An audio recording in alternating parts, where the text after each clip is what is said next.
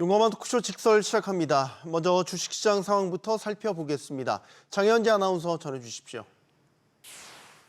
이 시각 시황입니다. 9월의 첫 거래일인데 출발이 좋지 않습니다. 뉴욕 증시 반도체 쇼크를 이어받으며 지수가 힘을 내지 못하고 있는데요.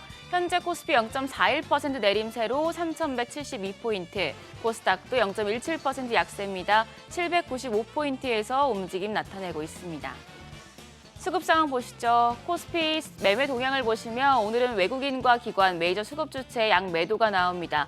외국인이 364억 원 팔아내고 있고 기관 697억 원 매도 우위 기록하고 있습니다. 이런 가운데 개인만 홀로 983억 원 순매수합니다. 코스닥 시장입니다. 코스닥 시장에서는 개인과 외국인이 팝니다. 외국인 153억 원 팔자 포지션 취하고 있고요.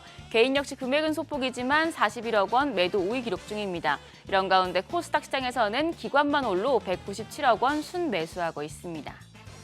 코스피 시총 상위 종목 거래가 확인하시죠. 우선 반도체 투톱은 나란히 약세입니다. 지금 알리바바 AI칩 개발 소식에 필라델피아 반도체 지수가 급락했고요. 더불어서 미국이 중국 공장에 대해서 미국산 장비 반입을 관한 규제를 강화하기로 하면서 반도체 투톱이 나란히 좀 타격을 받고 있습니다. 삼성전자가 1.7% 약세, 거래가 68,500원이고요. SK하이닉스는 낙폭이 더 큽니다. 3.72% 급락하면서 25만 9천 원대 거래됩니다. 한편 LG에너지솔루션 보합이고요. 삼성 바이오로직스는 0.3% 오름세, 오늘 한화에어로스페이스가 좋습니다. 4.4% 반등하면서 거래가 92만 2천 원으로 집계됩니다. 6위부터 10위도 보시죠. 삼성전자 우선주 0.7% 약세, HD현대중공업은 1.54% 조정받고 있습니다. 거래가 51만 2천 원이고요. 한편 현대차가 1%가량 상승하며 22만 2천 원, 기아도 1.42%, 1.5% 강세 보여줍니다. 10만 7,400원에 거래되고 있고요. KB금융 0.46% 낙폭 기록 중입니다. 거래가는 10만 7,700원입니다. 코스닥 시총 상위 종목 거래가도 확인하시죠. 오늘도 알테오젠 강합니다. 알테오젠 코스피 이전 상장 기대감 속에 6.6% 추가적인 오름세 보여주고 있습니다. 46만 7,500원에 거래되고 있고요. 에코프로비엠은 0.4% 오름세로 12만 1,700원, 펩트로는 3% 넘게 내림세 보여주고 있습니다. 거래가 30만 원입니다. 파마리서치가 1.9% 내림세, 거래가 66만 7천 원, 한편 에코프로는 0.59% 반등합니다. 5만 900원에 거래되고 있습니다. 6위부터 10위도 보시죠. 리가캔바이오 0.47% 하락합니다. 14만 6,700원. 한편 레인보우 로보틱스는 소폭 반등합니다. 0.5% 오름세로 27만 5천 원. HLB 역시 6% 가까이 반등하고 있습니다. 거래가 4만 원이고요. ABL 바이오가 0.87% 오름세로 9만 2,300원. 삼천당 제약은 0.73% 내림세입니다. 19만 1,100원대에 거래되고 있습니다. 시장 특징적인 부분 체크하시죠. 오늘 다시 로봇주로 매수세가 돌고 있습니다. 로봇주, 노란봉투법 수혜주로 꼽히는데요. 고용자들이 리스크 경감을 위해서 자동화 장비와 솔루션에 대한 관심이 높아지며 이 로봇에 대한 수요가 늘어날 것이라는 기대가 계속되고 있는 분위기입니다. 로봇주 내에서 K&R 시스템, 지금 상한가에 근접할 정도로 시세 분출하고 있습니다. 28% 급등하며 거래가 13,030원이고요. 나우 로보틱스가 10.1% 오름세로 18,480원. TXR 로보틱스도 8.28% 상승합니다. 거래가 13,220원으로 집계되고 있습니다. 조선 기자재 섹터가 상승세 이어가고 있습니다. 마스가 프로젝트가 국내 조선업계 미국 시장 진출에 새로운 기회를 열면서 조선 기자재 테마가 지난달부터 계속해서 주목받고 있는데요. 증권가에서는 이번 달 수주 잔액이 늘면서 조선과 조선 기자재 테마가 상승 랠리를 펼칠 것이란 관측이 나오고 있습니다. 조선 기자재 테마에서는 A텀이 8.39% 오름세, 거래가 8,390원이고요. S&W가 3.2% 강세로 4,305원, 삼형엠텍도 7.75% 상승하면서 9,310원대 거래되고 있습니다. 오늘 외환시장 상황 체크하시죠. 오늘 외환시장 1,390원에 출발했습니다. 9시 38분 기준으로는 1,390원대 유지했었고요. 지금은 소폭 내렸습니다. 1,389원 80전에 거래되고 있습니다. 지수 다시 보시죠. 코스피는 0.45% 내림세로 3,171포인트, 코스닥은 0.16% 내림세입니다. 0.18% 하락하며 795포인트. 그래도 양대 지수 개장 대비해서는 낙폭 조금씩 줄여내고 있습니다.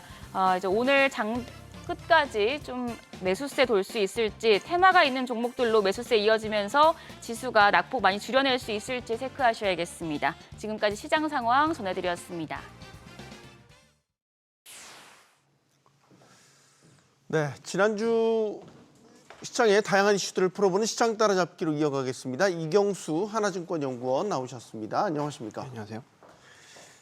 자, 지난주 개인 소비 지출 물가, PC 물가 같은 게 예상치에 부합을 했어요. 경제 지표는 괜찮았는데 중국발 쇼크가 또 왔어요. 알리바바가 이 AI 칩을 자체 개발한다는 소식 때문에 엔비디아가 뭐 크게 빠졌고 증시도 3대 지수 모두 빠졌고 오늘 장 초반이긴 하지만 이 영향을 좀 받는 것 같아요.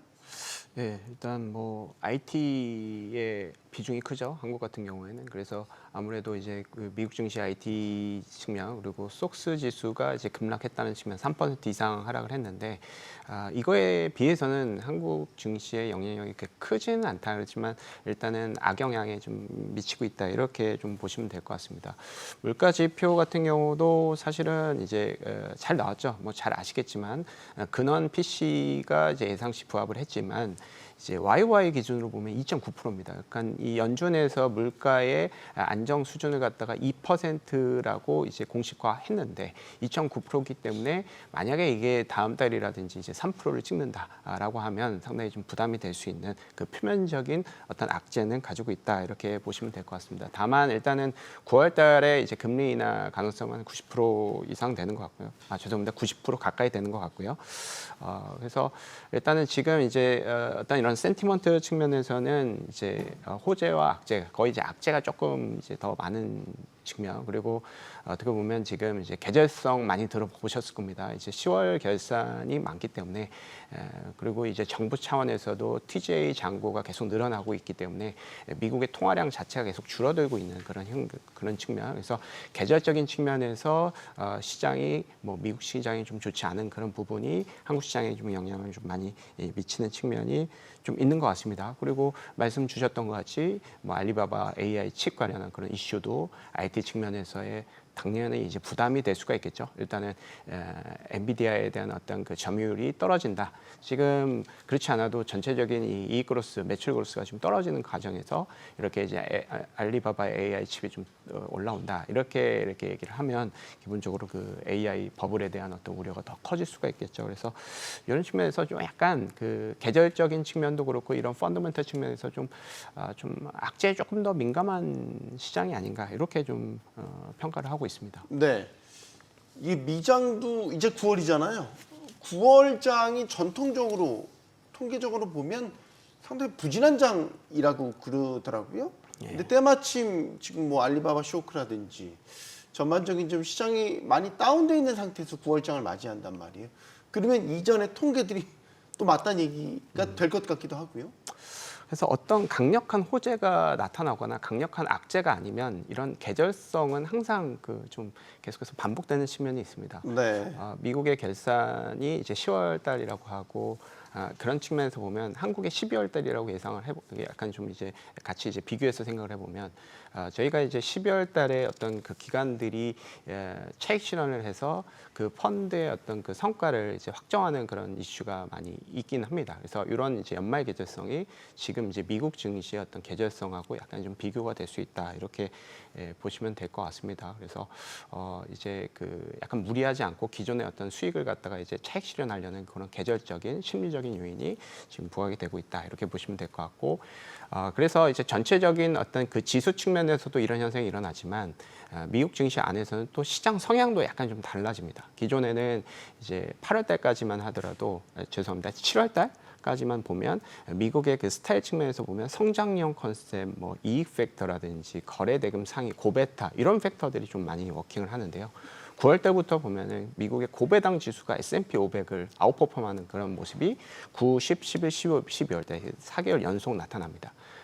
연말로 가면 갈수록 미국 시장, 뭐 한국 시장도 비슷하지만 전체적으로 어떤 그 성장에 대한 어떤 과도한 베팅보다는 기존의 어떤 퀄리티 위주의 아니면 캐시플로우 기준 컨셉으로 고배당 위주의 어떤 투자가 많이 이제 이제 이렇게 시장 성향으로 좀 퍼진다라는 것이죠. 그래서 이런 측면을 우리가 좀 봐야 되지 않을까 이렇게 생각을 하고 있고요. 그렇지만 이제 이게 이제 어떻게 보면 어떤 구조적인 어떤 약재가 아니라 계절적인 요인으로 시장이 떨어진다라고 하면 사실은 이런 거는 고마움 조정이라고 봐야 될 것 같습니다. 계절적이라는 컨셉을 우리가 인식을 한다면 그게 이제 기회가 될 수가 있겠죠. 왜냐하면 12월 달, 11월 달부터는 이제 시장이 올라가고 팩터의 움직임도 약간 변하기 시작을 하거든요. 그래서 그런 것들을 우리가 인지를 하고 있다면 지금의 어떤 시장의 어떤 변동성의 근원을 우리가 찾을 수가 있을 것이고 그런 것들을 우리가 매수 대응으로 좀 이게 액션을 취하면 상당히 중장기적으로는 좀 의미가 있는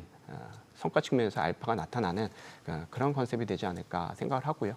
미국의 기업 실적 측면에서도 지금 이제 보면 무리가 없습니다. 계속해서 우상향 곡선을 좀 그리고 있고요. 미국의 반도체 업종군들 물론 이제 IT 업종군들 안에서의 이익 그로스는 점점 줄어들고 있고 이럴 때면 IT 업종군들의 매출 그로스가 100%였던 게 70% 80% 떨어지고 있고 내년에 뭐 60%다 이렇게 가정을 한다는 컨셉에서는 분명히 지금 현재 밸류에이션이 미국 IT 업종 기준으로 보면 한 35배 정도 되거든요. 이것이 이제 버블이냐 아니냐 이렇게 좀 볼 수 있다는 컨셉에서는 약간 버블에 대한 어떤 우려가 있을 수 있겠지만 계속해서 내년에 이익 그로스라든지 매출 그로스가 계속해서 점증을 하고 이 추정치가 올라가는 과정에서는 사실상 이 미국의 펀더멘털 측면에서는 무리가 없다. 그래서 결국은 이런 단기적인 어떤 그 변동성, 그 계절적인 어떤 수급적인 측면, 센티먼트 측면을 우리가 좀 중장기적인 기회로 좀 삼아야 되는 이유가 아닌가 이렇게 생각을 하고 있습니다. 그런데 미장도 그렇지만 딥시크 충격을 한번 겪었잖아요. 겪고 나서 이제 알리바바에 대한 뭐 이거를 이제 충격이라 해야 될지 이건 이제 앞으로 또 시장이 판단을 해 봐야 되겠죠. 근데 만약에 딥시크만큼의 준하는 충격이다. 그럼 이제 그건 달라지는 거 시나리오가 그렇죠. 좀 달라지는 거 아니 이건 단순한 계절성을 반영한 조정이 아닐 거 아니에요. 맞습니다. 그래서 우리가 이제 계절성 컨셉이라든지 어떤 그 계량적인 통계 뭐 이런 것들에 앞서서 이 구조적인 변화가 있을 것이냐 이런 걸 봐야 되는데 사실은 이 딥시크를 우리가 이제 생각을 해보면 당시에는 이제 상당히 좀 큰 우려가 있었죠. 그렇지만 그 이후에 이렇게 딥시크의 어떤 시장 점유율 측면에서 보면 변화가 있었느냐? 이렇게 크게 없었다. 그러니까 지금 현재 전 세계 글로벌 기준으로 봐서 딥시크의 점유율 자체가 1% 정도 그리고 중국 내에서의 어떤 그 점유율만 좀 어느 정도 확보가 되는 수준이고 오픈 AI의 점유율 자체가 글로벌 한 80%, 미국 내에서 한 90%. 이게 계속해서 이어지고 있다라는 것이죠. 그래서 생각보다 이제 미국의 기술력이 중국의 어떤 그 세컨더리의 어떤 기술력 격차를 이제 줄이려고 하는 것을 다시 또 초격자 컨셉으로 한 단계, 두 단계를 뛰어넘고 있다는 측면으로 우리가 이해를 하면 될 것 같습니다. 엔비디아도 사실은 뭐 블랙웨일이라든지 새로운 어떤 그 기술을 갖다가 계속해서 격차를 벌여가는 그런 것들이 이미 좀 준비가 되어 있는 측면이 있고요. 그리고 이제 미국 같은 경우는 중국하고 좀 다른 게 미국은 이제 주주 환원율이 상당히 좀 뛰어난 국가입니다. 그래서 전체적인 이익 그로스가 좀 떨어지고 어떤 기술력인 측면에서도 부각이 약간 조금 이제 격차가 줄어든다고 하더라도 ROE라든지 PER 이런 지표를 갖다가 우리가 이제 모디파이 할 수가 있다라는 것이죠. 그래서 이런 부분들을 봤을 때는 주주한테 돌아가는 그런 임팩트 자체가 중국과는 좀 결이 좀 다른 측면이 있기 때문에 기본적으로 증시 측면에서의 어떤 그 완충 역할을 분명히 할 수가 있을 것이다 이렇게 생각을 하고 있습니다. 그리고 서두에서도 말씀드렸지만 미국 IT 업종군들의 이익 그로스가 떨어지고 있는 것은 맞습니다. 그러니까 이를테면 엔비디아 기준으로 보면 올해 상반기 기준으로 보면 260%의 매출 증가율이 있었는데 지금은 한 100%로 줄고요. 내년에 한 60%도 주는 측면이 좀 있습니다. 그렇지만 이런 지금 기존의 어떤 그 예상치 외에 새로운 뭐 블랙웨일이라든지 새로운 어떤 그 생태계라든지 휴머노이드라든지 이런 것들이 반영이 되지 않은 컨셉이라서 지금 일단은 엔비디아의 이익 그로스는 지금 현재 스냅샷으로 이익 그로스를 볼 것이 아니라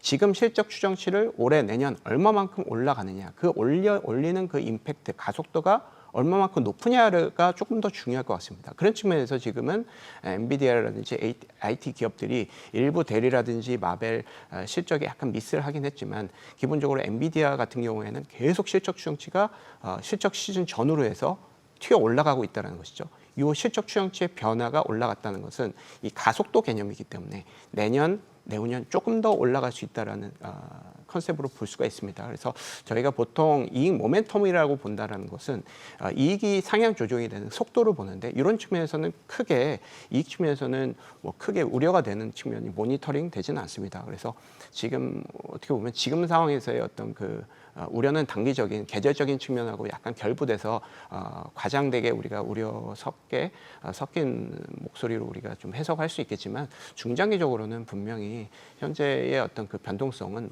오히려 좀 고마운 변동성이 되지 않을까 이렇게는 이제 중장기적인 흐름을 잡고 있습니다. 국내 증시도 마찬가지일까요? 왜냐하면 국내 증시는 비슷한 면도 있지만 또 다른 측면에선 정책 불확실성이라는 게 또 하나 끼어져 있는 상황인 거잖아요. 계속해서 지금 뭐 법 개정이라든지 논란이 됐던 대주주 양도세 기준 아직 명확하게 정부 입장이 나오질 않았습니다. 이런 걸 안고 지금 9월 증시를 시작했단 말이죠.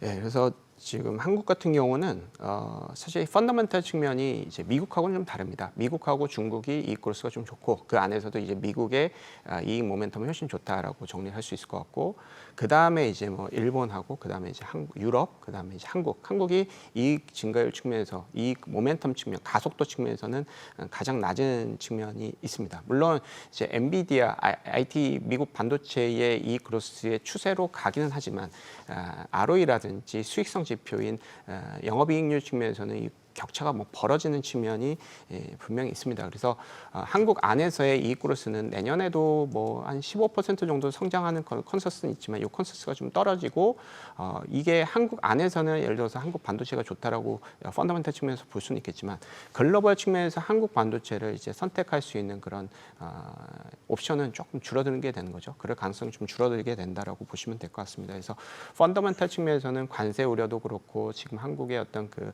레거시 반도체 컨셉으로만 너무 묶여 있는 측면이 있고 신 AI 측면에서의 어떤 그 OP 마진을 그대로 우리가 이제 좀 채용하지 못하고 있다는 측면 이런 것들은 좀 이제 부담이 될 수가 있고요. 그래서 펀더멘털 측면은 이 정도로 정리를 하면 될 것 같고 센티먼트 측면도 보면 지금 달러 약세가 나타나고 있고 전 세계적으로 이제 보면 일본하고 이제 엔화라든지 위안화 같은 경우에는 달러 대비해서 소폭 약간 강세를 보이고 있지만 한국은 펀더멘털의 이런 우려 때문에 계속해서 좀 약세가 나타난 그런 흐름이 있습니다. 그래서 이런 센티먼트 측면에서도 외인들이 국내 증시를 선택하기 좀 어려운 측면이 있습니다. 그래서 펀더멘털, 센티먼트 모두 다 어려운 환경인데 문제는 뭐냐면 제가 이제 계속해서 이 한국 시장의 어떤 그 리레이팅 측면에서 한국 시장의 어떤 매력도 글로벌하고 좀 다른 이 매력을 저희가 볼 수 있다는 것은 뭐 10수년 동안 우리가 디스카운트를 주저원이 너무 낮기 때문에 디스카운트가 됐던 측면이 이제는 좀 올라갈 수 있다는 측면. 그래서 단기적인 어떤 모멘텀은 둔화되지만 묵혀놓은 우리가 힘이 있다는 것이죠. 10년, 20년 동안 디스카운트 됐던 것들을 좀 리레이팅 되면서 PBR 1배를 이제 넘어가 있는 이런 수준인데 이런 측면에서 지금 정책적으로 이제 배당 소득세 최대 세율도 지금 35%로 하고 이런 측면 그리고 대주주 양도세 기준 자체도 계속해서 좀 이제 10억 원으로 낮춰놔서 50억으로 하지 않는 이런 컨셉은 외국인들 투자자뿐만 아니라 이제 개인 투자자 입장에서 상당히 좀 부담이 될 수 있는 측면이 있을 것 같습니다. 그래서 지금은 한국이 올라갈 수 있는 그런 힘은 온리 정책.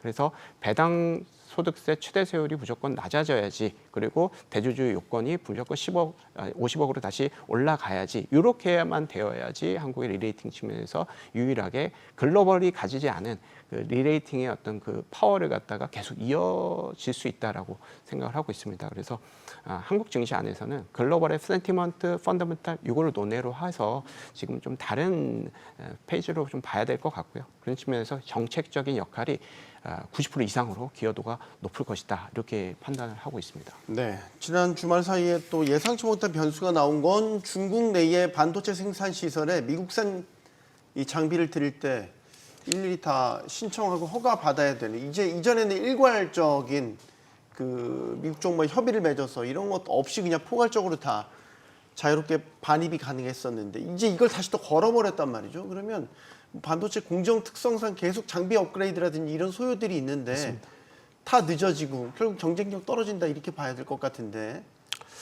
맞습니다. 이제 계속해서 좀 이제 부담이 되는 그런 이슈들만 나오는 것 같습니다. 그래서 이게 이제 미국하고 중국이 이제 싸우는 그 고래 싸움에 이제 새우가 계속 등 터지는 그런 분위기가 계속 한국에서 반영이 되고 있습니다. 그래서 지금 상황에서도 삼성전자, 하이닉스가 글로벌 IT에 대비해서 이익 그로스라든지 수익성 측면에서 계속 좀 격차가 벌어지고 있는데 이런 이슈들이 물론 이렇게 이제 사용자의 어떤 그 이제 확립이죠. 사용자를 이제 검증을 하는 그런 컨셉에서 이제 기존에는 이제 바이든 정부에서 우리가 이제 협의를 맞았던 것이 이번 트럼프 정부에서 다시 좀 빠지면서 일일이 중국 공장에 대한 어떤 그 미국 부품에 대한 어떤 수입을 갖다가 제한을 시킬 수 있는 그런 우려를 갖게 됐습니다. 이게 기본적으로 유예 기간이 이제 120일 정도 되기 때문에 일단 그 사이에 이제 협의가 되거나 아니면 이제 여러 가지 그 자구지책을 많이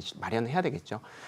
그런 측면에서 근데 이제 약간 결국은 이제 역량이 제한되지 않을까 이렇게 생각이 듭니다. 왜냐하면 이 이슈는 기본적으로 미국이 수출을 좀 덜 할 수 있는 그런 이슈가 되는 거거든요. 네. 한국이 미국 부품을 사용을 해서 중국한테 수출을 해야 되는데 이걸 못하게 하면 미국 부품주들의 어떤 수익성 그렇기 때문에 좀 많이 빠진 거 아니겠습니까? 지난주에 미국 IT 부품주들이 많이 빠진 측면이 있는데 그래서 결국은 이런 것들이 기존에 이제 엔비디아가 이제 H20 칩을 갖다가 중국에 이제 수출 제한했다가 약간 일부 풀어주는 그런 컨셉으로 본인들의 어떤 자국의 기업들의 이익에 이제 우선시하는 그런 정책을 했기 때문에 이렇게 좀 상당히 좀 복잡하게 얽혀 있는 생태계를 갖다가 무리하게 이렇게 규제를 할까라는 생각이 좀 들긴 합니다. 그래서 네. 여러 가지 좀 살펴봐야 되겠지만 하이닉스하고 삼성전자 같은 경우는 중국 공장에 낸드 공장만 있기 때문에 네. 사실은 삼성전자가 이 규제를 받는 것은 사실 이해가 잘 되지 않고요. 하이닉스 같은 경우도 이제 뭐 HBM 생산을 중국에서 하는 게 아니고 D램만 한 전체 이제 매출의 D램 기준에서 한 40% 정도 중국에 이제 생산을 하게 되는데 이런 것들도 사실은 이제 AI라든지 이제 기술력 AI 반도체 칩하고는 좀 약간 무관한 측면이 있습니다. 그래서 이런 것들이 이제 미국이 자국 기업들의 IT 부품들 기업들의 이제 피해를 가는 그런 규제를 계속 할 수 있을지 여부. 그러니까 이제 미국 정부 같은 경우에는 트럼프 정부 같은 경우는 뭔가 좀 세게 얘기를 하고 약간 또 뒤에 이제 타코 같은 분위기가 연출되는 측면이 있기 때문에 이걸 한번 좀 기대를 가져보는 것이 어떨까 생각을 하고 있고요. 만약에 이렇게 무리한 규제가 된다라고 하면 미국 부품 업체도 그렇지만 한국의 어떤 추가적인 이익 하향 조정도 나타나면서 한국 시장에서는 분명히 부담이 될 수는 있는 이슈인 것 같습니다. 네. 그러면 아까 잠깐 얘기하셨던 정책도 예를 들어서 배당소득 분리과세에 대한 체계 개편 움직임도 있는 거고 나머지 하반기는 배당주에 대한 관심이 자연스레 높아지는 건 아닌가 이런 생각도 드는데요. 배당주가 이제 유일한 이제 외통수가 아닌가 생각이 듭니다. 네. 서두에서 말씀드렸다시피 한국은 펀더멘털 측면에서도 사실 큰 부담이 있고 센티멘트 측면에서도 원화가 이제 강세가 글로벌 대비해서 나타나지 않고 달러 대비해서 나타나지 않는 환경이기 때문에 외인들 측면에서도 8월 달에 이제 매도 전환을 했습니다. 이런 측면에서 한국의 무기가 뭐가 있을까라고 했다라고 보면 주주 친화를 너무 안 했기 때문에 이것은 글로벌하고 동떨어져 있다. 이렇게 저희가 계속 말씀을 드리고 있죠. 그래서 이런 디스카운트가 해소가 되면 이런 첫 번째, 두 번째 이 펀더멘털 센티먼트의 악재가 그냥 이제 해소가 될 수 있을 정도로 상당히 좀 강력한 호재입니다. 왜냐하면 디스카운트가 예를 들어서 글로벌 대비해서 50%가 됐던 게 30%, 20% 된다라고 하면 이 PER 자체가 20%, 30% 올라가야 되는 부분이 있는 겁니다. 이거는 일시적으로 센티먼트라든지 펀더멘털이 개선이 이 정도로 되지도 않을 뿐더러 이런 임팩트를 갖기가 어려운 측면이 있어요. 그래서 묵여놨던 어떤 이 한국의 어떤 그 힘을 갖다가 이런 주저환원으로 상당히 좀 많이 반영을 시켜야 된다고 보고 있습니다. 그런 측면에서 핵심적인 한국의 주저환원이 많이 하는 고배당 종목군들은 한국 시장에서 상당히 좀 강세를 좀 나타낼 수가 있을 것이다. 코스피 대비해서 만약에 이런 고배당주들을 살리는 이런 정책이 만약에 안 되라고 하면 고배당주들이 떨어지게 되면 다른 종목군들은 더 떨어지게 될 수밖에 없는 거죠. 네. 왜냐하면 정책적인 수혜가 이쪽에 있는 것이기 때문에 그래서 저는 고배당 컨셉을 갖다가 이제 계절적인 측면으로도 해석을 할 수 있습니다. 9월달, 10월달, 11월달 상당히 강세를 보이고 배당락 우려 때문에 12월달에 강세 약간 좀 이제 조정을 보이고 1, 2월달에 다시 강세를 보이는 이런 계절성이 나타나기는 하지만 이런 계절성인 것뿐만 아니라 저희는 중장기적으로 한국의 어떤 리레이팅 컨셉으로 본다라고 하면 고배당 종목군들이 지금 정책적인 핵심 수혜주가 될 수가 있기 때문에 해당 업종군들, 해당 고배당 종목군들은 시장의 어떤 어떻게 보면은 이제 주도를 할 수 있는 그런 컨셉이 아닌가 생각을 하고 있습니다. 네. 지난달 주요 증권사에서 목표 주가를 잇따라 상향하고 있는 곳 바로 삼양식품입니다. 이제는 황제주 이제 이렇게 불리우죠. 지금 158만 원대 이제 160만 원을 향해서 가고 있는데 참 많이 올랐는데 올해 더 추가 상승할 것이라는 전망도 꽤 비중 있게 지금 나오고 있어요. 증권가에서는 이 삼양식품의 랠리를 어디까지 이어질 거라고 보고 있습니까? 일단은 그 음식료 업종 같은 경우 그 안에서도 이제 음식료 업종은 삼양식품은 좀 다른 것 같습니다. 음식료 업종들의 이익은 CJ제일제당이든 뭐 이제 보면 약간 이제 우하향 곡선을 좀 그리고 있지만 삼양식품은 쫙 올라가는 그런 측면. 그래서 이게 보면 좀 전에 말씀드렸다시피 한국의 이익 그로스는 계속 떨어지고 있고 네. 성장의 스토리를 찾기 어려운 시장이 됐습니다. 그러다 보면 기본적으로 성장의 희소성이 반영이 되고 성장할 수 있는 소수 업종이나 종목의 프리미엄이 반영이 되게 됩니다. 왜냐하면 전체적인 이익 그로스가 떨어지게 되면 이 시장을 해치하고자 하는 수요가 높아지고 이 시장 대비해서 이익 그로스가 높고 내년에 내러티브가 좋은 종목군들에 대한 쏠림 현상이 일어나는 거죠. 이를테면 코스피를 해치를 하고 인버스를 사놓고 해당 종목군들로 성장률을 계속해서 부각시키려고 하는 알파 전략이 상당히 좀 유행하는 측면이 있을 수가 있을 것입니다. 그래서 이런 삼양식품뿐만 아니라 뭐 APR이라든지 일부 이제 조선이라든지 뭐 방산이라든지 원전 업종군들, 뭐 증권 업종, 이것이 사실은 올해 하반기라든지 내년에 실적이 상향 조정이 되는 유일한 업종입니다. 네. 나머지 업종 같은 경우에는 모두가 이익이 하향 조정이 되고 부담이 되는 측면이 있기 때문에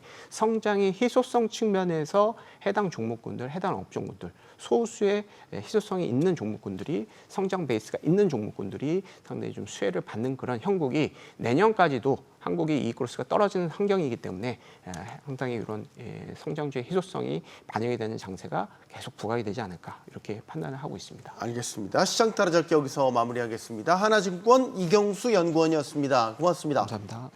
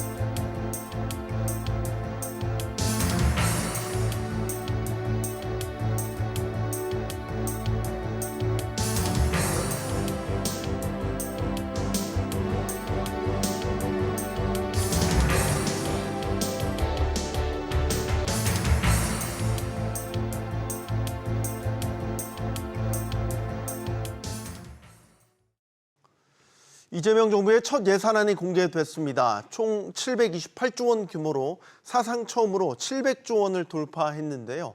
정부는 확대된 예산을 통해서 성장을 이끌어내겠다는 구상입니다.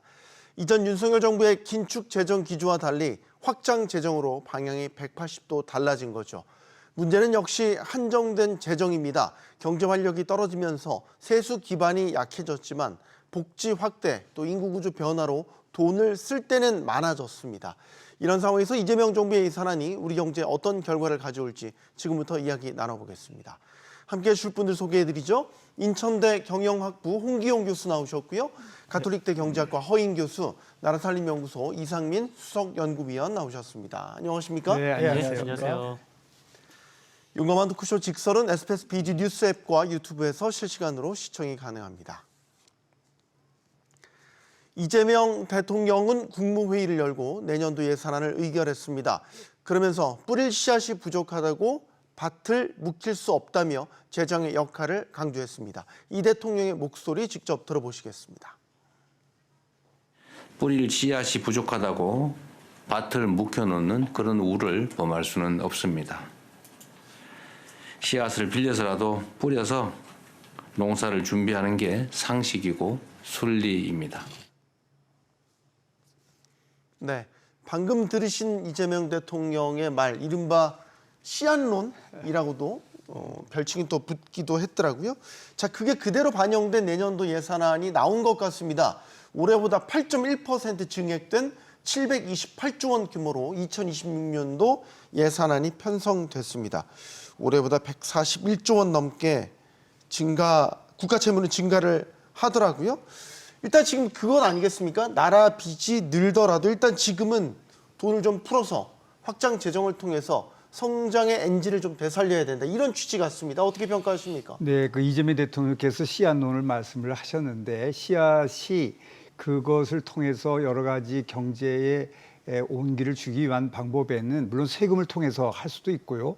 또 민간 주도에 의한 방법이 있을 수 있습니다. 지금 이재명 대통령께서 강조한 건 확장 재정, 즉 세금을 통해서 국가가 나서서 경제를 좀 온기를 늘 수 있는 거라면 해야 되지 않느냐 하는 건데 그 시기가 지금 왔느냐 하는 거죠.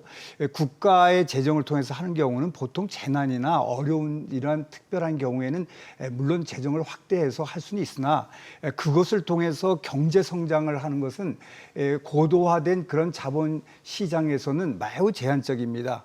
너무나 그 정부가 나서서 하다 보면은 지금 유럽이나 남미 등이 정부 주도의 경제를 좀 일으켜 보겠다고 하다 보니까 엄청난 그 부채를 진 겁니다. 요번에 우리가 지금 141조가 내년에 더 늘면은 총액 1,415조가 되는데 그것이 1인당 따져보면 2,850만 원입니다. 4인 가구 한 가족이라고 하면 1억 1,000만 원, 2천만 원 되는 거고 또 내년도에 그 국채에 대한 이자만도 30조 정도가 됩니다. 그것을 따져보면 1인당 60만 원에 해당하는 그 이자를 낸다는 얘기고 한 가족에 한 240만 원을 세금을 내는 그런 현재 입장에 있습니다. 이런 측면에서 볼 때에 과도한 그 국가 주도의 그 재정 확대는 상당히 재정의 부담으로 다가올 것으로 이렇게 보고 있습니다. 네, 계속해서 듣겠습니다. 허 교수님. 예, 지금 상황이 지금 경제가 이제 정부가 이렇게 확장 재정을 책정할 정도로 나쁜가 이렇게 살펴보시면요. 1960년대 이후로 이제 2% 미만 연간 상승률이 2% 미만 된 것이 딱 5번 있습니다. 네. 1980년도 계엄령 당시 때 그랬고요. 그리고 1998년 외환위기 때, 네. 그리고 2009년도 글로벌 금융위기 때 그랬습니다. 그리고 2020년도 코로나 사태 때도 이제 2% 미만의 성장률을 보여줬고요.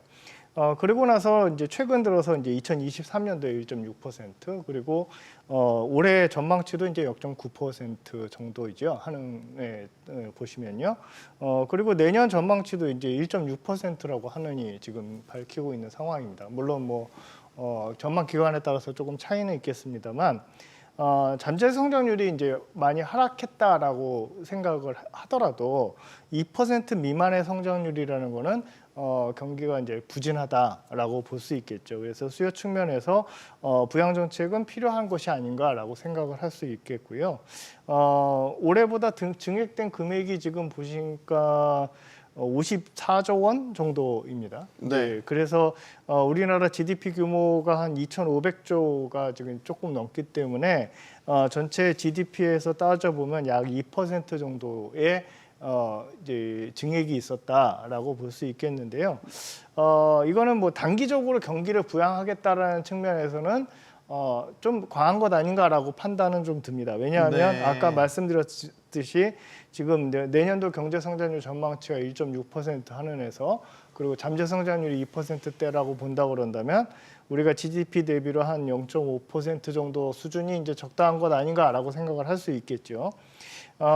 그렇습니다만 이 지금 이제 증액된 수준에 앞에서 얘기한 대로 이제 경제 성장을 우리가 도모하겠다라고 얘기하고 있지 않습니까? 네. 그거는 이제 단기적인 경제 성장률이 지금 뭐 잠재 성장률 밑으로 떨어져서 우리가 쓰는 사람이 부족해서 생산을 하지 않기 때문에 정부가 대신 이제 그 예산 집행을 통해 갖고 쓰겠다라고 하는 측면의 얘기가 아니고 우리가 장기적으로 먹고 살 산업을 우리가 개발하겠다라는 측면이기 때문에 이게 어떻게 합리적으로 쓰여지는가라는 것이 더 중요한 포인트일 것으로 보여집니다. 그러니까 장기적으로 우리나라가 먹고 살 산업을 기반을 다지는 그런 측면에서 사용된다고 그런다면 뭐 앞으로의 잠재 성장률이 떨어지는 것을 보완할 수도 있는 문제이기 때문에 바람직할 수도 있겠으나 그것이 이제 과연 어떻게 이제 쓰여질 것인가라는 걸 우리가 지켜봐야 할 것이겠죠. 네. 자, 이상민 수석연구위원 의견 듣겠습니다. 그 국가 재정 운영을 우리가 이해할 때 우리가 흔히 보통 가정경제에 비유하잖아요. 네. 근데 가정경제는 국가 재정은 전혀 달라서 저는 차라리 국가 재정을 이해하려면 기업이랑 좀 비교를 해야 된다고 생각해요. 네. 기업은 우리가 투자를 좀 하라 그러잖아요. 근데 기업이 투자를 하면은 기업의 부채는 늘어나요. 그렇기 때문에 부채와 투자 양에 조절하는 것이 이게 가장 경영의 핵심인 거고 국가 경영의 핵심도 부채를 늘릴 것인지 투자를 더 많이 할 것인지가 바로 핵심인데 답은 있습니다. 무조건 투자를 많이 하는 게 좋은 것도 아니고 무조건 부채를 많이 늘리는 것도 좋은 것도 아니고 이 균형을 맞춰야 되는데 그 균형은 언제 맞춰야 되냐면은 내수가 안 좋을 때는 투자를 좀 늘려야 되는 거고 내수가 좋을 때는 조금 더 이 재정 건전성을 확보해야 되는 것은 바로 그게 정답인 거고요. 근데 지금이 내수가 좋냐? 당연히 좋지 않죠. 더 구체적으로 말했을 때 잠재 성장률과 실질 성장률의 차이가 있냐? 실질 성장률보다 잠재 성장률이 잠재 성장률이 미치지 못할 때 이럴 때는 국가가 재정을 추가로 투입해야 된다는 것은 사실상 교과서적인 말인 거고요. 뭐 유럽 같은 경우도 너무 국가가 많이 투자를 해서 좀 경제가 안 좋지 않은가라는 말도 하셨는데 유럽 국가들의 그 국가 지출 비율은 전체 GDP 대비 50%가 훌쩍 넘거든요. 거의 60% 넘는 나라도 있고요. 프랑스 같은 경우는. 근데 우리나라 같은 경우는 GDP 대비 국가 지출 비율이 40%도 안 돼요. 그러니까 이런 상황에서 그러니까 60%가 넘는 60%에 가까운 유럽 국가와 40%도 미치지 않는 우리나라를 직접적으로 비교하기에는 조금 맞지 않다라는 생각이 듭니다. 그러면 지금은 일단 내수 상황이나 아까 그러니까 교과서에 따르면은 네. 이렇게 내수가 안 좋고 잠재 성장률보다 실질 성장률이 미치지 못할 때는 국가가 지출을 확대해야 된다는 것은 이것은 정석입니다. 알겠습니다. 자, 이제 세목 하나씩 볼게요. 이번 예산안에 이제 제목이 있어요. 성장과 회복이라는 큰 방향성을 갖고 있고 어디 부분에 좀 그럼 예산이 많이 늘었냐 이걸 보면 이제 그 정부의 중점 사항들을 알 수 있는데 역시 AI 대전환이라는 대전제를 정부 출범 초기부터 많이 이야기를 했지 않습니까? AI 관련된 예산이 10조 원 넘게 편성이 됐습니다. 이건 이제 AI에 대한 투자 피할 수 없고 늘려야 된다는 기본적인 방침을 갖고 있는 것 같아요. 네. 정부가 여러 가지 산업을 육성할 필요가 있으면 특정하게 직접적으로 재원을 지원을 하거나 아니면은 세제를 통해서 간접적 지원을 이제 이렇게 해서 육성을 할 수는 있습니다. 다만 그 AI라는 것이 어느 그 한순간에 한 1, 2년 만에 투자해서 되는 것이 아니라 그것이 글로벌 경쟁에서 이겨야 되는 그런 제한이 있기 때문에 이러한 돈을 일시적으로 쓴다고 해서 AI 산업이 바로 부흥되는 것은 아닙니다. 기본적으로 AI 산업은 국가의 주도보다는 민간 주도에서 지금까지 해왔고 그런 측면에서 우리나라가 지금 AI 산업에 관심 있고 또 인적 자원을 육성하고 그러한 제반 기반을 형성해 주는데 도움은 되는 한도 내에서 할 수는 있어도 엄청난 재원을 투자했다고 해서 우리 AI 산업이 발전되는 것은 아니고 또한 국가는 그런 특정한 AI 산업만이 아니라 여러 전반적인 산업을 아울러서 봐야 되는 그런 측면도 있습니다.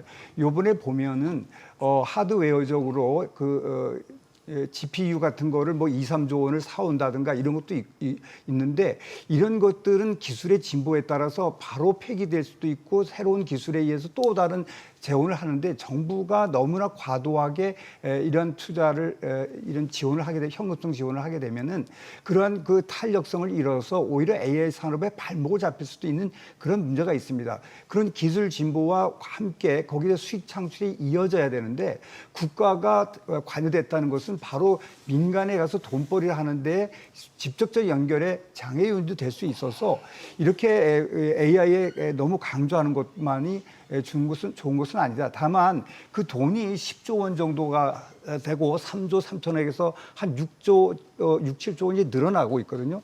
그런 면에서 보면 좀 우리가 민간 주도에 도와주는 수준으로 맺는 것이 오히려 좋은 접근이 아니겠나 이렇게 보고 있습니다. 그 AI 분야 예산이 얼마 늘었나 봤더니 3배 넘게 내년에 이제 늘었더라고요. 그러니까 한 어떤 특정 지원을 하기 위한 예산이 이렇게 1년 사이에 3배 넘게 늘어나는 건 되게 이례적인 거 아닙니까? 굉장히 이례적인 건 맞고요. 네. 그런데 보면은 22년도, 그러니까 22년도는 문재인 정부 마지막 해잖아요. 네. 문재인 정부 마지막 해 편성했던 AI 예산보다 올해 25년도 그러니까 그 본 예산 보면은 오히려 AI 예산이 줄어들었어요. 그래서 이런 걸 보면은 기저효과도 있다는 예, 뜻이에요. 기저효과도 충분히 있다라는 거고, 그리고 실제 전 세계 AI 시장 규모를 보면은 굉장히 아주 급속도로 늘고 있죠. 실제로 AI 성능을 보면은 뭐 개인적으로도 6개월 전에 제가 테스트했던 AI와 오늘 테스트했던 AI는 완전히 이게 성능이 다르거든요. 그래서 굉장히 빨리 늘고 있는 부분이어서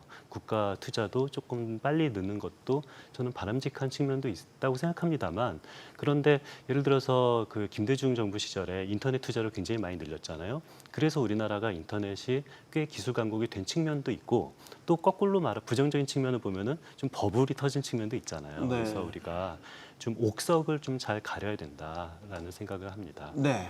일단은 지금은 돈을 집중해 써야 될 때다, AI 분야에. 예, 이런 기조 같아요. 예, 그렇죠. 이제 앞서서 말씀드린 대로 이게 잠재 성장률을 우리가 높이는 것이 과제입니다. 그래서 우리가 먹고 살 분야를 지금 찾고 있는 건데요. 그동안 이제 우리나라 경제 성장의 큰 목을 담당했던 산업들을 지금 살펴보면 반도체, 자동차, 뭐 조선, 석유화학 뭐 이런 것들이라고 볼 수 있겠는데요. 이 중에서 이제 조선업을 빼면 이제 뭐 석유화업은 뭐 중국이랑 중동의 경쟁에서 이제 뒤처지고 있고 이제 산업 조정을 하고 있고요. 그리고 뭐 반도체랑 자동차는 지금 관세 장벽에 막혀가지고 지금 성장세가 불확실한 것 아닙니까? 그래서 어떠한 새로운 성장 동력이 될 만한 산업을 발굴해야 하는 것이 이제 확실하고요. 그리고 AI에 대해서 이렇게 공적인 투자가 필요한 것이냐라는 것을 우리가 좀 고민을 해봐야 하는 부분인데요. 이제 아까 이제 홍 교수님 말씀하셨듯이 이게 자연스럽게 경쟁력 있는 부분으로 돈이 몰려가가지고 우리가 경쟁력을 쌓는 것이 아니라 공적인 투자를 함으로써 어떠한 이제 뭐 이것이 정답이야라고 이제 정부에서 지정해주는 그러한 부분에 지금 돈이 몰려가게 생긴 거 아닙니까? 네. 그래서 이제 정부가 잘할 수 있느냐라는 것이 이제 가장 큰 관건입니다. 이제 앞에서 제가 이 예산이 증액된 것보다 어떻게 써야 하는가라는 것이 더 큰 이제 숙제이다라고 말씀을 드렸듯이 결국은 이제 AI 인프라가 산업에 그 미치는 영향을 우리가 공적인 부분, 공공 데이터나 뭐 이런 것을 확보를 하고 뭐 이런 측면에서 그거를 도와줌으로써 자연스럽게 산업에서 AI를 활용한 이 변화가 일어나서 생산성이 증가되기를 지금 기대하는 것인데요. 그 와중에서 생겨날 문제점들을 어떻게 해결할 것인지도 우리가 좀 고민을 해봐야 될 것입니다. 왜냐하면 뭐 우리가 창조적 파괴라고 얘기하죠. AI가 적용이 되면 노동력의 조정이 분명히 있어야 될 거라는 거죠. 네. 그 기존에 있었던 뭐 서비스업에서도 AI를 활용해서 굉장히 적은 인력을 통해서 높은 생산성을 이제 구가할 수 있는데, 그 와중에 그러면 내가 그 서비스를 하고 있던 인력들, 고용 인력들이 이제 전환 배치가 돼야 될 것 아닙니까? 예, 이제 이런 것들이 이제 자연스럽게 이루어지긴 굉장히 어려운 일이거든요. 이제 뭐 우리가 뭐 산업혁명 때도 마찬가지고 기존에 있던 산업에서 노동력이 전환 배치가 될 때 굉장히 어려움을 겪기 마련인 것입니다. 그래서 이러한 문제들도 우리가 이제 생각을 해봐야 되는 것 아닌가라고 생각이 들고요. 뭐 그동안 우리나라 그 경제 성장의 역사를 뭐 우리가 생각해 보면 우리가 이제 뭐 연구원님도 말씀하셨습니다만 뭐 IT 부분에 뭐 집중 투자를 한다든가 뭐 처음에 옛날로 돌아가면 뭐 조선업에 집중 투자를 한다든가 해가지고 이거 공공이 역할을 굉장히 많이 해왔거든요. 그리고 우리나라 이제 공공 부분의 그러한 역할들이 굉장히 성공적이었다라고 이제 우리가 지금 와서 생각해 보면 할 수 있을 것 같습니다. 뭐 네. 반도체도 그렇고 뭐 이제 이런 부분도 그렇고요. 그러니까 그러길 바라는 마음인 것이죠. 네. 그러니까 이게 그렇지만 이제 뭐 네. 아까 홍 교수님 말씀하신 대로 이제 쉬운 일은 아닐 수도 있다라는 것을 우리가 예. 명심해야 될 것입니다. 뭐 학교에도 계시고 연구소에도 계시니까 R&D 예산 많이 증액된 거에 대해선 찬성하세요? 근데 이게 증액이 많이 된 것 같기는 합니다만은 역대 증가율만 보면 역대 증가율로 보면 최고입니다. 뭐 19.3%라고 하니까 다만 지금 네. 이게 총액으로 보면 한 5조 원 정도 늘어났습니다. 네. 5조 원인데 사실 뭐 이번에 다음에 바로 우리 얘기했습니다만 아동수당이 2조 5천억 는다든지 아니면 또 다른 그 복지 예산이 지금 20조 원이 넘게 늘고 있거든요. 지금 54조 원이 는 것 중에 우리가 R&D 예산이 5조 정도만 이제 늘어나서 전체적으로 보면 엄청 늘어나고 또 이 요번에 예산안을 할 때 처음부터 산업, AI 산업, 뭐 R&D 이걸 먼저 앞에다가 발표하는 걸 보면 이게 육성한 것 같다고 보이는데 실제로는 모든 예산은 복지 예산의 대부분을 차지하고 있습니다. 54조 중에서 복지만도 20조 원이 넘고 또 거기는 한 줄 문자만 써놨지만 거기에 그 4조 정도가 늘어나는 게 뭐냐면 국채 이자가 그렇게 4조 원 정도 늘어난 부분은 어디 거의 써 있지도 않습니다. 이런 것을 보면 이게 지금 R&D가 상당히 그 정부가 뭐 제한돼 있습니다만 다만 중요한 건 뭐냐면 R&D 예산이 늘어나는 것도 중요한데 늘었다 줄었다 하는 그러한 것들이 변동성이 크면 이 그 기본적 인적 자원에 대한 관리와 그의 안정적인 기술을 내놓지 못한다는 겁니다. 이런 인력 자원이 해외로 유출될 가능성이 있는 거죠. 우리가 지금 작년도에 지적된 게 R&D 예산이 좀 줄어가지고 상당히 그 여러 가지 지적이 많았는데 이런 면들을 좀 고려했어야 된다는 면은 이제 인정을 합니다만 그렇게 엄청나게 늘었다고 볼 수는 있지 않다. 54조 는 만큼의 특히 예산이 8.1% 늘은 입장에서 볼 때는 R&D 예산이 그렇게 는 거는 아니지 않냐 이렇게 또 볼 수 있습니다. 네.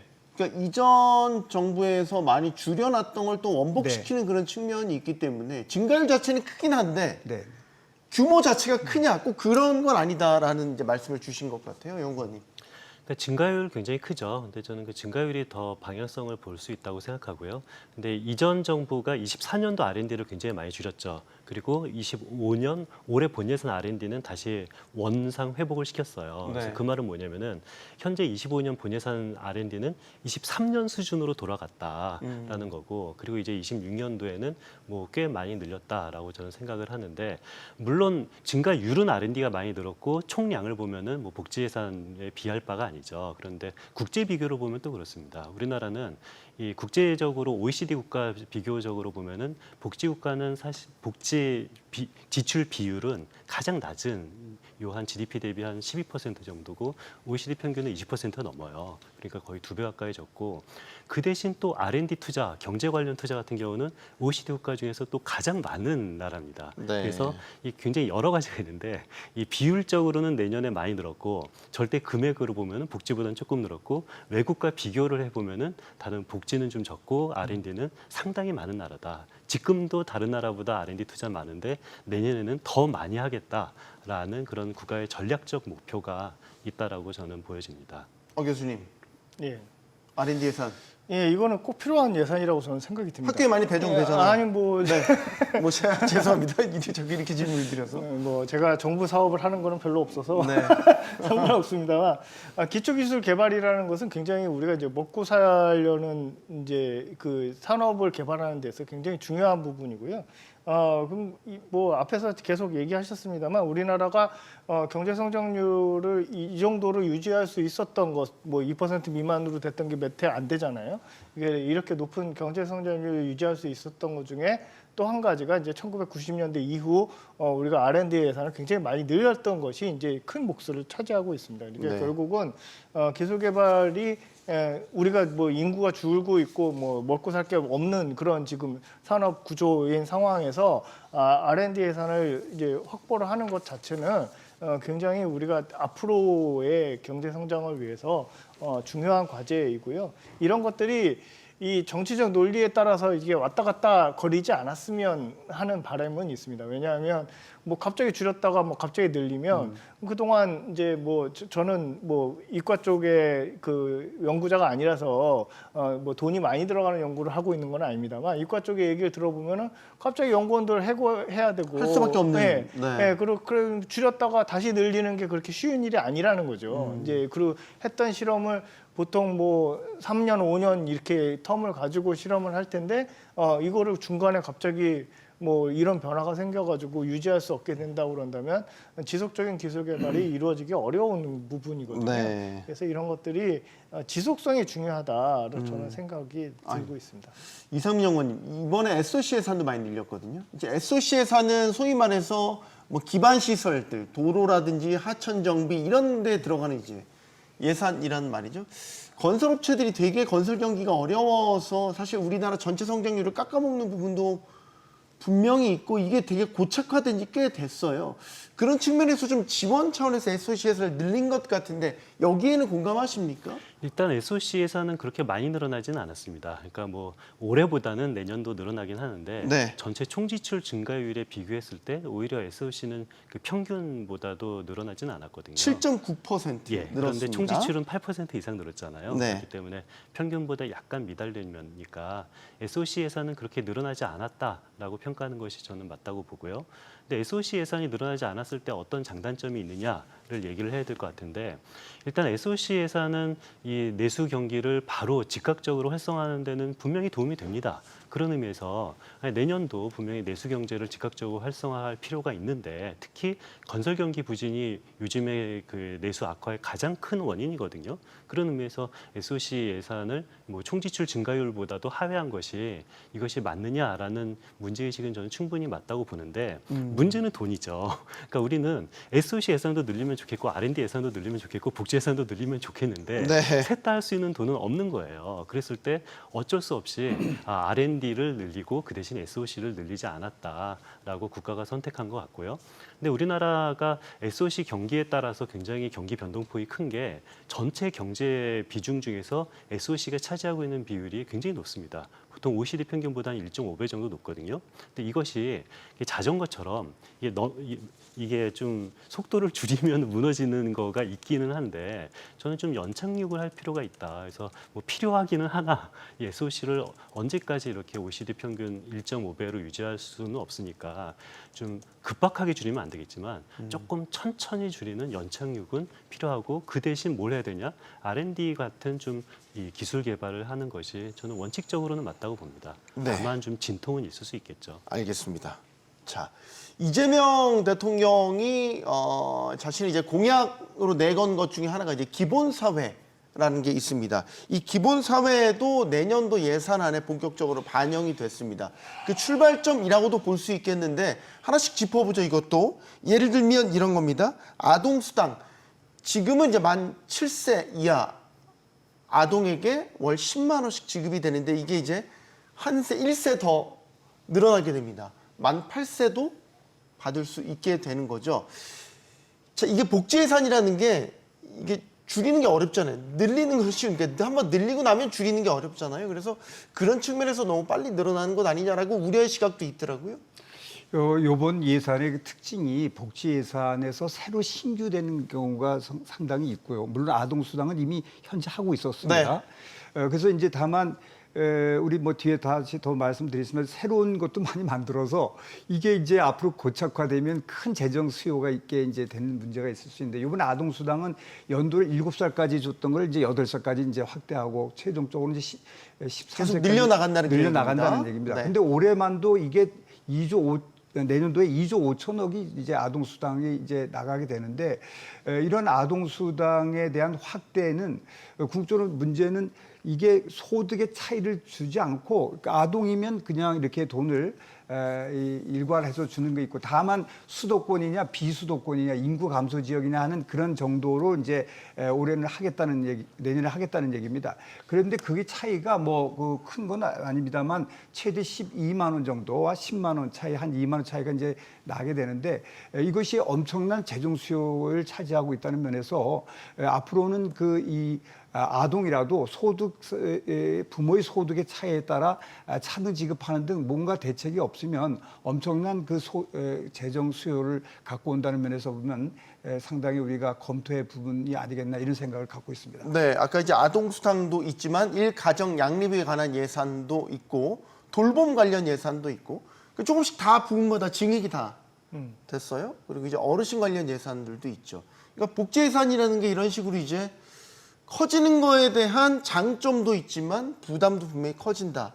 이 부분 허 교수님 예. 어떻게 판단하세요? 우선 이 대책이 참 좀 창조적인 뭔가 획기적인 대책이 있어야 되는데 인구 감소 문제가 이게 심각하거든요. 우리나라 잠재 성장률 깎아먹는 것도 대부분 다 이제 인구 감소 문제 때문이고요. 그런데 이제 아동수당이 답이냐라고 얘기를 하면 뭐 사실은 아동수당 지급되고 있는데도 이제 인구 감소 문제 계속 일어나고 있는 거 아닙니까? 그래서 뭔가 이제 아이디어는 좀 부족한 것 같습니다. 그런데 이제 방향은 이제 제 생각에는 이제 인구 감소 문제에 대한 어떤 대응책으로서 우리가 뭔가를 해야 된다라는 측면에서는 안 하고 있는 것보다는 낫지 않을까라는 생각은 듭니다만 이 방향은 맞는데 이게 대책이 맞느냐라는 측면에서는 조금 고민해봐야 될 것이고요. 그리고 아까 홍 교수님 계속 강조하듯이 이게 재정 부담이 계속 확대될 것이면 어떠한 대책이 있는지 어떻게 세부담을 올려서 이거를 이거를 우리가 지출을 보완할 것인지 이런 거에 대한 장기 플랜도 좀 세워야 되는 거 아니가? 이게 눈에 보이는 거잖아요. 이게 어떻게 사람이 얼마만큼 태어나 있고라는 게 이제 눈에 보이기 때문에 계산 가능한 부분이거든요. 이제 얼마나 지출이 될 것인지 이 복지제도를 도입을 하면 그러면 그 부분은 세수가 있어야 될 거 아닙니까? 계속 빚을 내서 이거 아동수당 주고 있을 수는 없는 문제이잖아요. 그래서 이거를 이제 우리가 자녀를 낳는 그런 가정에 우리가 혜택을 줘서 자녀를 많이 낳도록 우리가 유도하겠다라는 측면은 좋은 것인데 앞으로 어떻게 이 부분을 이제 유지하기 위해서 이런 혜택을 주기 위해서 어떤 식으로 누가 부담을 하고 어떤 식으로 부담을 할 것인지 이런 것에 대한 논의도 충분히 있어야 된다라고 생각은 듭니다. 네, 그러니까 아까 우리나라 OECD 국가에 비해서 복지 지출이 되게 적은 나라라고 말씀을 주시긴 했는데 이제 아동수당이 해마다 이제 내년은 8세 또 단계적으로 늘어나더라고요. 9, 10, 11 이런 식으로 이제 늘어나게 되더라고요. 그럼 이제 관련 예산은 퍼지게 되잖아요. 근데 그에 맞는 효과가 충분히 있느냐에 대한 의구심은 분명히 있는 것 같아요. 예, 맞습니다. OECD 비교를 계속하게 되는데요. 우리나라가 복지 지출도 적은 것은 당연한 건데 특히 가족 관련 이런 이 저출산 관련 지출은 더 적습니다. OECD 평균 GDP 대비 한 2.1% 정도 지출하거든요. 가족 관련 지출이. 우리나라는 1.5%예요. 그렇기 때문에 한간에 이렇게 저출산 관련돼서 돈을 많이 쓰는데 왜 출산율이 늘지 않냐라고 오해하시는 분들이 있는데 OECD 국가 비교를 해보면 우리나라는 이 저출생 관련된 예산 지출 비율이 굉장히 낮고요. 근데 좀 전에 교수님은 조금 더 창의적인 그런 아이디어가 필요했으면 좋겠다, 창의적이고 획기적이었으면 좋겠다라고 말씀하셨는데 저는 사실 좀 반대입니다. 좀 창의적이고 획기적인 아이디어보다는 기존 이 제도를 좀 적극적으로 활용하는 것이 예측 가능성이 더 좋거든요. 그러니까 굉장히 여러 가지 제도가 많으면은 이 많은 제도가 있다는 사실을 국민들은 몰라요. 그렇기 때문에 내가 애를 낳았을 때 도대체 어떤 혜택을 받을 수 있는지 그거를 다 아는 국민이 없거든요. 그런데 아동수당이나 몇몇 개를 조금 더 크게 좀 화끈하게 해주면은 최소한 내가 애를 낳으면은 몇 살 때까지 이렇게 10만 원 또는 뭐 12만 원은 계속 받겠다라고 예측 가능한 복지를 하는 것이 저는 오히려 더 출생률을 높이는 데 더 도움이 된다고 생각하는데요. 네. 그런 의미에서 이번에 창조적인 그 저출생 대책 중에 하나가 신용카드 소득공제를 애 많은 사람한테는 더 많이 주겠다라는 창조적인 것이 내년에 새로 도입됐거든요. 저는 이런 거에 대해서는 반대입니다. 왜냐하면은 신용카드 소득공제 같은 경우는 오히려 아까 홍 교수님이 잘 지적하신 것처럼 이게 좀 소득에 차별이 있었으면 좋겠다라고 했는데 신용카드 소득공제는 소득 차별이 아니라 오히려 역진적이에요. 돈이 많은 사람들은 오히려 신용카드 소득공제를 많이 받게 되고 하위 30% 정도는 신용카드 소득공제가 전혀 없게 되는 거거든요. 이런 식으로 신용카드 소득공제를 아동 수에 따라서 역진적으로 하는 제도보다는 저는 이런 제도는 하지 말고 거기서 아낀 돈을 그냥 아동 수당을 늘리는 데 하는 것이 훨씬 더 효율적인 제도라고 생각합니다. 이번에 그 포함된 것 중에 청년 도약 계좌라는 것도 있어요. 이게 매번 입방아에 올라요. 이전 정부에서는 죄송합니다. 청년 미래적금이라는 걸 신설을 했고 이전 정부에서 했던 게 이제 청년 도약 계좌. 그다음에 그전 정부에서 청년 땡땡. 다 아마 청년 땡땡이 다 하나씩은 다 있었을 거예요. 이름 바뀌고 혜택 좀 더 늘어났다. 이런 식으로 홍보를 하는데 결과가 그렇게 좋은 적이 없었어. 이전 정부 예산도 많이 남은 걸로 알고 있거든요. 근데 이게 굳이 또 이게 청년 땡땡으로 또 들어갔네요. 지금 청년의 지금 가장 그 고민은 이런 그 물론 적금을 내서 뭐 이렇게 돈을 벌어서 주택을 마련하고 이런 것도 이제 당연히 중요합니다만 우선 취업입니다. 지금 40만 명이 일을 하고자 해도 일을 못 갖고 있는 청년들이 지금 있는 겁니다. 취업을 하면 자연적으로 해소될 수 있는 문제들을 그런 것들이 더 주관적으로 내보이지는 것보다는 이렇게 무슨 뭐 적금을 들면 뭐를 해준다 하는 이런 것들이 물론 뭐 도움은 될 수는 있을지라도 우선 취업을 해야 자기가 저축을 할 수 있는 돈이 생기는 거지. 취업도 안 한 사람은 저축이 없으면 적금을 들 수 없으면 거기 혜택을 받을 수도 없습니다. 먹고 살기도 어렵고 최저임금 수준에 하에서는 적금할 수 없습니다. 여기 지금 50만 원 한도 내에서 6% 12% 매칭으로 도와준다고 합니다만 그런 50만 원을 저축할 수 있는 여력이 없을 수 있습니다. 따라서 물론 지금 이렇게 되면 어느 정도 취업이 잘 되는 사람 중심에서 이루어지는 혜택으로 또 보일 수도 있는 것입니다. 그리고 또 자기가 부모로부터 도움을 또 많이 받는 사람이 또 상대적으로 돈을 이런 데 저축을 해서 더 얻을 수 있는 그런 면도 있을 수 있기 때문에 이런 너무나 확대하는 것도 어느 정도는 제한적으로 우리가 접근해야 되지 않겠냐 이런 생각을 갖고 있습니다. 이게 포퓰리즘적 정책이다. 이제 이런 식으로도 이제 비판의 대상이 되거든요. 그리고 이제 이전 정부에서도 그렇게 효과가 좋다고 평가를 못 받았어요. 근데 또 계속 이름 바꿔서 나오는 게 왜 그런 거라고 보세요, 연구원님? 그러니까 이게 박근혜 정부에서부터 시작을 했고 문재인 정부 그리고 윤석열 정부 또 다시 이재명 정부도 계속 이게 유지가 되는데 이름만 바꿔서 유지가 되는 건데요. 근데 저는 뭐 국가는 그 소비 진작 정책을 하잖아요. 근데 소비라는 것은 저축을 하지 말고 소비를 하라는 얘기예요. 근데 소비 진작 정책을 하면서 또 저축을 하면서 하면은 매칭을 해준다라는 거면은 저축에도 혜택을 주고 소비에도 혜택을 주면 이거는 브레이크와 엑셀을 저는 동시에 밟는 정책이라고 생각을 하고 부모로부터 지원을 받는 청년은 끝까지 내가 이 저축을 유지할 수 있어서 국가의 혜택을 볼 수가 있는데 부모로부터 지원을 받지 못하는 청년은 이게 저축을 계속 꾸준히 하는 것이 청년이 저축을 몇 년 동안 꾸준히 하는 것은 사실 굉장히 어렵습니다. 중도 이탈이 많다면서요. 그럼요. 그렇기 때문에 저는 이런 정책은 과거에 했기 때문에 이번에 그만두면은 좀 청년 표가 떨어지지 않을까라는 생각 때문에 하는 거 아닐까라고 의심을 하고 있습니다. 네.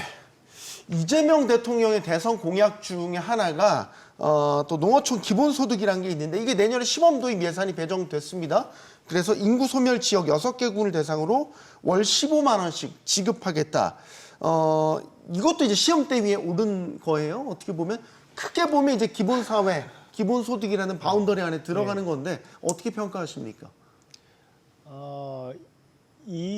글쎄요. 이제 우선 뭐 인구 감소를 막을겠다라는 측면이잖아요. 이제 네. 인구 감소 지역을 유지하겠다라는 측면인데요.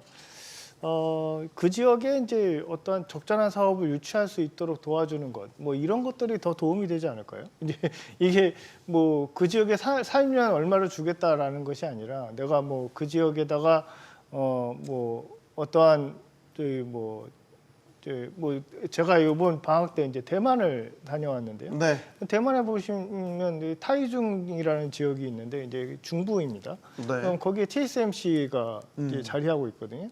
TSMC가 거기에 자리하고 있기 때문에 대만 기업들이 거기에 모여 있어요. 뭐 그렇겠죠. 예, 옛날에는 타이페이랑 가오슝에 이렇게 집중돼 있다가 그렇게 된다는 거죠. 그러니까 뭔가 억지로 할 수 있는 일은 아니겠습니다만 정부에서 이제 텍스 인센티브를 준다든가 통해 가지고 산업들이 이제 그 인구 감소 지역으로 갈 수 있도록 이렇게 우리가 유도를 해준다고 그런다면 기본소득 사업보다는 훨씬 더 효과가 좋지 않을까라고 저는 생각을 하고 있습니다. 그러니까 저 인구 소멸 지역에 거주를 하면 월 15만 원 정도 이제 지원금을 준다라는 거 아니에요? 네. 근데 이제 저 지역이 월 15만 원을 받기 위해서 저 지역을 일부러 가지는 않을 거고, 물론 그런 경우도 있을 수도 있겠지만 저 지역에 거주하시는 분들, 이제 주민들한테 지급이 되는 건데, 그럼 이제 15만 원의 추가 소득이 생기긴 하지만 그 외에 뭐가 바뀌냐라는 거죠. 저는 요번에 발표한 여러 복지제도 중에서 이 농어촌 기본소득이 상당히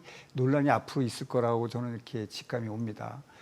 본격적인 기본소득의 시작이다, 이런 저는 그렇게 보게 되는데, 이게 지금 목적은 농어촌이 지금 인구 감소가 되고 있다. 그래서 인구 감소 중심에서 하겠다는데 지금 인구 감소 안 되는 지방자치단체가 없을 정도고 우리나라 전체가 인구 감소가 되기 때문에 조만간은 전 지방자치 200여 개에 해당하는 주민들이 전부 다 아우성일 확률이 매우 큽니다. 지금은 현재로서는 시범적으로 하고 6개의 시군에 그 24만 명만 대상으로 한다고 하니까 금액은 1,700억 분이 안 들어간다고 하지만 이것이 이 전국적으로 퍼져나가는 건 순식간이라고 보이고 그 사실상 기본소득 제도가 정착되는 이런 전초가 된다, 저는 그래 보고 이것은 엄청난 그 재정 수요가 말할 수 없이 늘어날 확률이 큰 제도라고 저는 보입니다. 농촌에 이분들이 한 달에 15만 원 받았다고 해서 그 지역이 인구 감소가 줄은 거를 방지한다고 멈출 생각하는 거냐? 사람은 네. 거의 없을 거고 저는 뭐 있을 수 없다고 생각을 합니다. 그분이 돈을 받고 그냥 거기서 머무른지 모르지만 그 돈을 받기 위해서 외부인이 그 지역으로 이사 올 수는 없는 겁니다. 15만 원 매달 더 준다고 해서 그걸 때문에 이사 와야 인구 감소가 안 되는 것 아닙니까? 그것은 안 되고 결국은 그 지역에 이 기업과 그다음에 농어촌의 특성 산업화를 할 수 있는 또 이러한 제도를 마련해서 인구가 들어오는 이런 제도를 해서 거기 지원하는 거라면 저는 이해가 갑니다만은 그렇게 되면 각 지역마다 경쟁도 되거든요. 우리가 어떤 산업을 오기 위해서 노력을 하는 그런 게 있는데 지금은 사람이 있기만 하면 무조건 돈을 주는 15만 제도는 아주 이번에 재정 수요만 늘어나는 효과도 없고 인구 감소가 거기다 돈 낸다고 전체 우리나라 인구가 늘어나는 것도 아닌 그런 거라면 이거는 사실상 그냥 기본소득화하는 전초의 방식만 되고 재정 수요만 상당히 부담되는 그런 것으로 이제 남을 확률이 있어서 매우 우려되는, 저는 그렇게 입장에서 보고 있습니다. 네, 이상민 연구원님. 뭐 이 제도가 필요한지 안 필요한지는 저는 모르죠. 문제는 제가 모르는 건 생각하는데 아무도 모르는 것 같습니다. 그래서 이게 그 시범 사업으로 도입된 것 같은데요. 그래서 저는 일단 시범 사업으로 도입이 됐기 때문에 이제는 이것이 좀 면밀하게 좀 정책 효과를 분석을 해야 될 필요가 있을 것 같습니다. 과연 이것을 15만 원을 지급했더니 이 지역에서는 어떤 일이 벌어졌는지 좀 정확하게 아주 과학적으로 학술적으로 정확하게 면밀히 성과 분석을 하고 성과 분석을 했는데 별로 효과가 나타나지 않았다. 그러면 확대하면 안 되는 거고요. 성과 분석을 했는데 뭐 이게 뭐 좀 도움이 됐더라. 우리 투입한 돈 대비해서 이 새로 늘어난 부가치 창출이 더 도움이 되더라라고 하면은 좀 늘릴 수도 있는 거고요. 그래서 저는 이것을 우리가 증거 기반 정책이라고 하잖아요. 그래서 그냥 도입하는 것이 아니라 시범적으로 일단 도입을 하고 여기에 대해서 성과 분석을 면밀히 하고 성과 분석에 따라서 확대 또는 이 축소 여부를 결정하는 것이 저는 나름대로 시범 사업이라면 가능할 수도 있지 않을까라는 생각도 듭니다. 네, 또 신설되는 게 있습니다. 이것도 간단하게만 짚어보죠. 전국 대중교통 정액 패스입니다. 이게 월 5에서 6만 원대를 내면 한 달에 최대 20만 원어치의 뭐 지하철이나 버스 같은 대중교통을 이용할 수 있다라는 겁니다. 상당히 파격적인 혜택은 분명히 맞는 것 같아요. 여기에 5천억 원 넘는 예산이 편성이 됐습니다. 이게 교통복지 차원에서 네. 지금 시행되는 것 같아요. 뭐 저는 이게 국가에서 이런 거를 통일해서 시행하는 것은 지금 그 난립돼 있는 그 지자체에서 하고 있는 뭐 기후 동행 카드라든지 기존에 그렇죠. 지자체 차원에서 하는 것도 있죠. KPS라든지 이런 것들을 복잡하게 난립돼 있는 것들을 통일해 준다고 한다고 그런다면 저는 찬성하고 싶습니다. 왜냐하면 이제 각 지자체에서 이상하게 지금 다 그 권역을 나누어 가지고 뭐 예를 들면 저희 학교까지는 지금 제 기후동행 카드를 쓸 수가 없거든요. 한 정거장 차이로.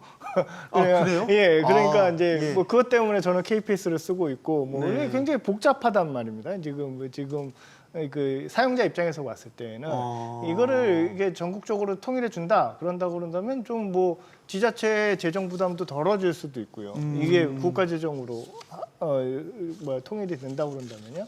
그래서 그런 측면에서는 저는 찬성을 합니다만.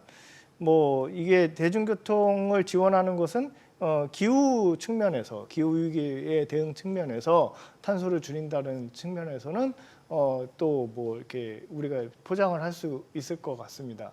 뭐 그거 말고는 사실은 뭐 이제 뭐 막 방금 얘기하신 대로 이게 네.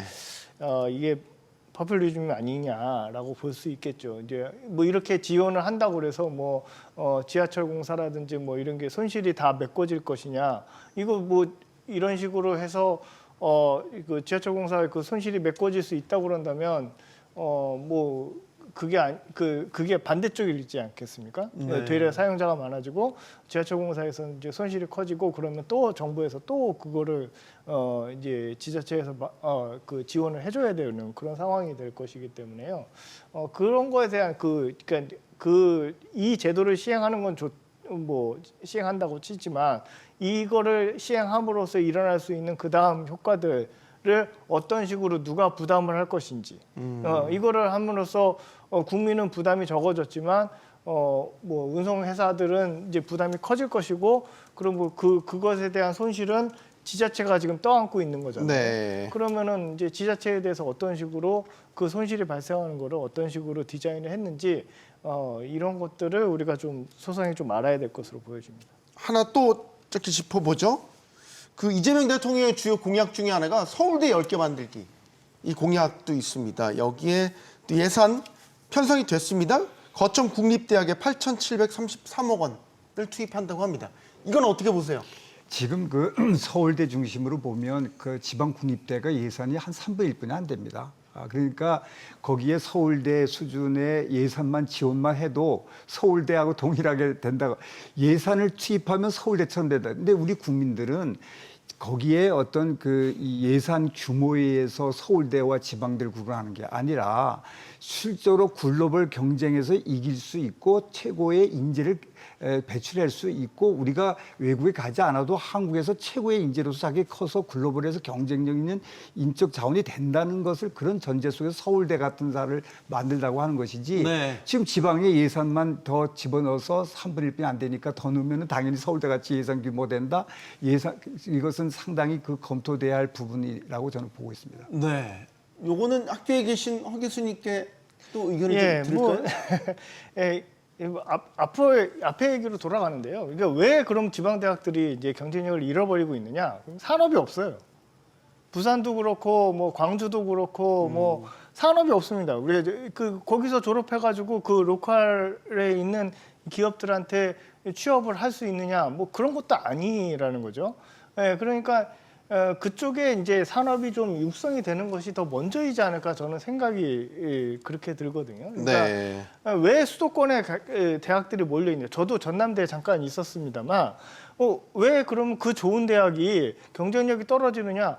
애들이 거기서 나와서 취업을 하려고 보면 광주에서는 더 이상 취업하기가 경쟁력이 떨어진다는 거예요. 그러니까 광주 지역이 자체가 네. 그 학교가 떨어지는 것이 아니고 네. 네, 그런 상황이기 때문이지 이게 굳이 뭐 내가 그 예산을 투입을 하지 않아서 학교 레벨이 떨어졌다라고 보기는 어렵지 않을까요? 그러니까 물론 이제 그 지역 균형 발전의 입장에서 네.